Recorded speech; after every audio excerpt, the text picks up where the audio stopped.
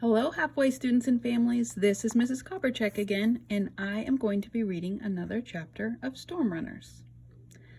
5:15 p.m. Does anyone have a cell signal? 3 hours before nightfall, it was almost completely dark outside. Chase sat in the back and watched the lights as 16 cell phones flicked on. They had been on the bus an hour and a half and had dropped off 4 people. He knew there wasn't a cell signal because he'd been checking his phone since they left the school. He wanted to talk to his father and thought about breaking out the satellite phone, but it was only to be used in case of emergency. And in order for it to work, his father would have to have his satellite phone on, which was unlikely at this point in the storm. No signal, no bars, dead as a doornail. Gusts of wind crashed into the bus like ocean waves as they inched along in bumper-to-bumper traffic. The rain poured down so hard it was pointless to look out the window. All they could see were headlights and glimpses of angry motorists. The bus stopped again. The kid next to Nicole got up, along with 4 others, and they made their way to the front. "Okay," the driver shouted. "Do you see your parents' cars out there?" The kids peered through the steamed windows. They said they did. "Are you sure? Because I'm not letting you off this bus unless you do. I don't care how close your house is to this stop. You can't walk in this stuff. If your folks aren't there, I'll drive you to your doorstep." They all swore their parents were waiting. "Okay, on the count of 3, I'll pull the door open and you all bail out as quickly so I don't get too drenched. 1, 2, 3. The door shuddered open and the kids jumped out into the wind and rain like paratroopers. The driver got soaked anyway, to everyone's amusement, except Chase's. Chase noticed Nicole move over into the window seat vacated by the boy. Why? She wouldn't be able to see out, and it was more dangerous to sit near the window than the aisle. He knew he should make his way up to her and say something, but the only things he had to say would sound wimpy. So he stayed where he was, thinking about how dangerous school buses were. At his last school, he'd done a report on them and gotten an A, but the teacher had said it would be best not to put it up on the bulletin board with the other reports because it might scare people. School buses are not designed to operate in winds exceeding 50 miles an hour.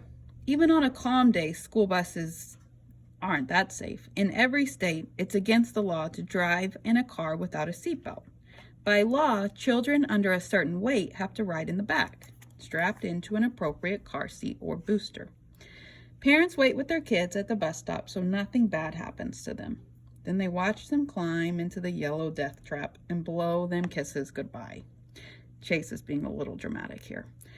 Florida is one of the few states that require seatbelts in school buses, but only in newer school buses. The Palm Breeze bus was not new.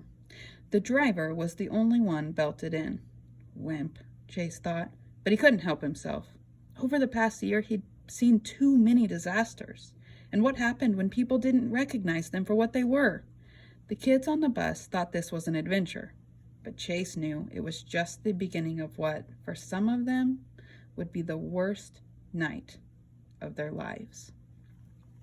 7:10 p.m.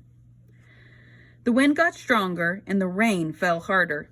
When there were just 5 of them left on the school bus, Nicole finally joined Chase on the back bench. "This is pretty scary. You might have been right about staying at school." "We're almost at the farm, aren't we?" Nicole started talking very quickly. "I can't tell. The driver's been following a crazy route to get around traffic. The girl sitting right behind the driver lives the closest to us.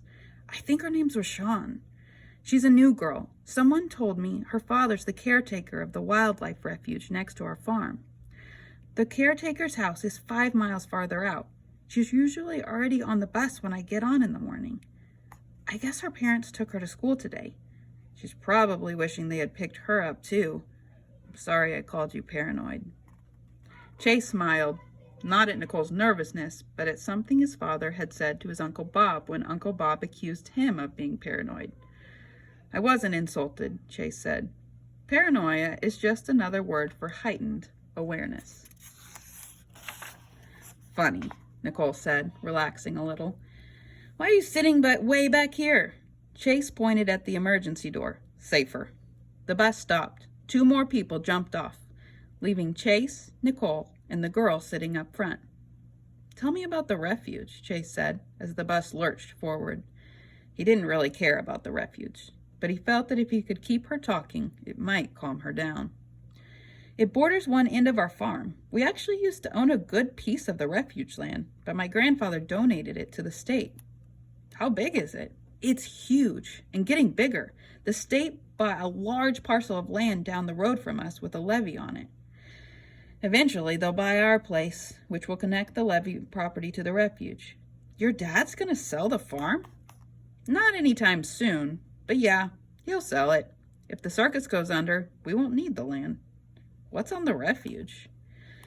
I haven't really spent any time there. If I'm not swimming, I'm taking care of the animals. There isn't much time for exploring. I suppose the refuge has birds, gators, deer, snakes, Florida things. Chase scooted over to the window. All he could see was pitch black through sheets of rain. No car lights, no street lights, no house lights. He scooted back to Nicole. Maybe we should invite Rashawn to come back here with us. She's probably just as scared as we are. You're scared? Yeah, aren't you? I'll get her. Chase pulled the handheld GPS out of his go bag and fired it up. Nicole returned with Rashawn. She was big, almost as tall as he was. She was sopping wet from sitting close to the door, and she was shivering. He hoped she was shivering because she was cold, not frightened. None of them was dressed for a hurricane. Rashawn sat down on the bench across the aisle from them. Chase took a Mylar first aid blanket out of his bag and handed it to her. Why are you sitting all the way back here? Rashawn asked through chattering teeth. Chase thinks it's warmer, Chase interrupted. No use scaring Rashawn any more than she was. And drier. You're the boy who was afraid to get on the bus. Yeah. Rashawn shook the blanket out and put it around her broad shoulders. What kind of kid carries a blanket in his backpack? A Boy Scout, Nicole answered. Former Boy Scout, Chase clarified.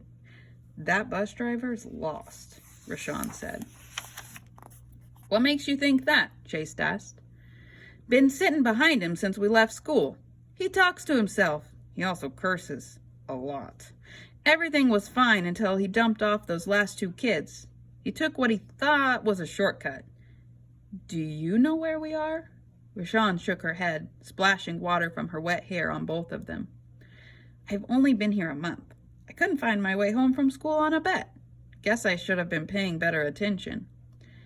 Chase slid over to the window to get a better angle on the satellites for his GPS. Once the satellite located them, he could punch in where they needed to go and tell the driver. Maybe we can help him.